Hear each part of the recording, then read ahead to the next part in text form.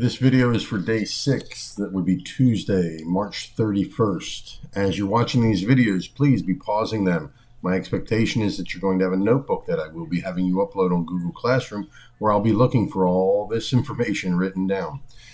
All right, so after we practice simplifying radicals, we're going to now take things in exponential form. We're going to write them in radical form, simplest radical form, and at most we want one radical. So we'll start off with 50 to the 1/2 power, which is going to be rewritten as the square root of 50. The denominator 2, remember, is the index. We don't need to write the 2 there for the square root. And so a perfect square in 50 is 25, and that would be 25 times 2, or 5 times the square root of 2.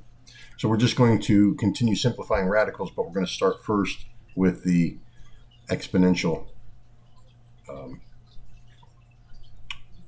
the rationals as the exponents. So 72 to the negative 1/2. Well, we can't deal with the negative, so we have to convert that, make the power positive by moving it from the numerator to the denominator, which then gives us 1 over the square root of 72.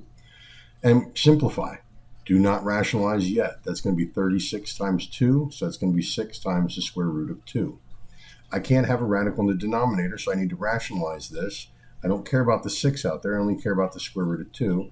So in order to rationalize, we're going to multiply by the square root of 2 over the square root of 2, which gives me the square root of 2 over 6 times square root of 4, or 2, which is going to give me the square root of 2 over 12. Alrighty, let's have x to the 1/5 multiplied by x to the 2/5.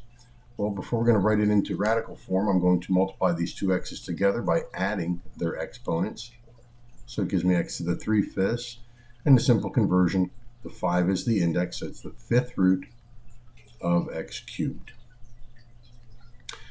Let's try another one. A to the 2/3 times a to the 3/4.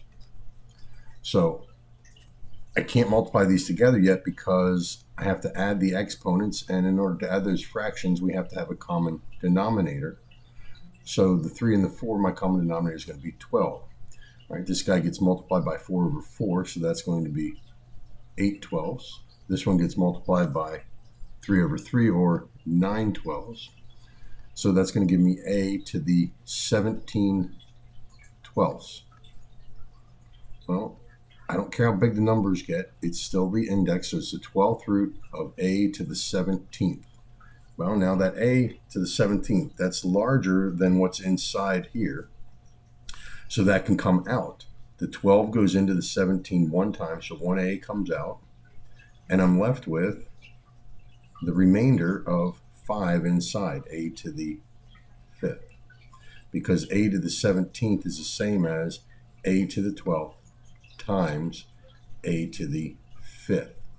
So whenever you have a larger power underneath the index, it can come out, and you simply divide the index into the power, telling you how many 12ths are in there, and the remainder will be left over what's inside.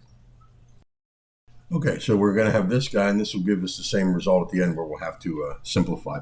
But I have this product in here raised to the 1/3 power, which means each one of these gets raised to the 1/3. But I'm converting it to radical form, so that means that whole product in there is going to get raised. It's the 3rd root of anything in here. So it's the cube root of 8x to the 4th y squared. Now we got to look for perfect cubes in here. Well, 8 is a perfect cube, so it comes out as 2. Moving down, x to the 4th. The 4 is larger than the 3, so 3 goes into the 4 one time, so 1x comes out. Remainder of 1, so 1x is in the middle. Again, that's x cubed times x.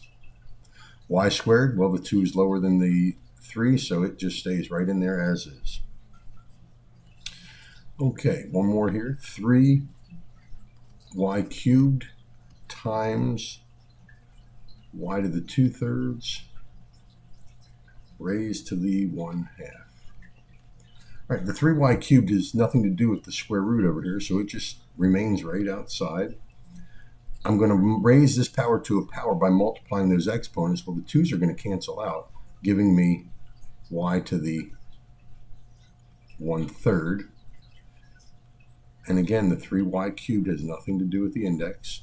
So underneath the cube root, I simply have y to the 1st. Now, if that was y to the 5th, I would have to take one y out, multiply it by this y cubed, and get a y to the 4th. But that's not the case. So there's your answer.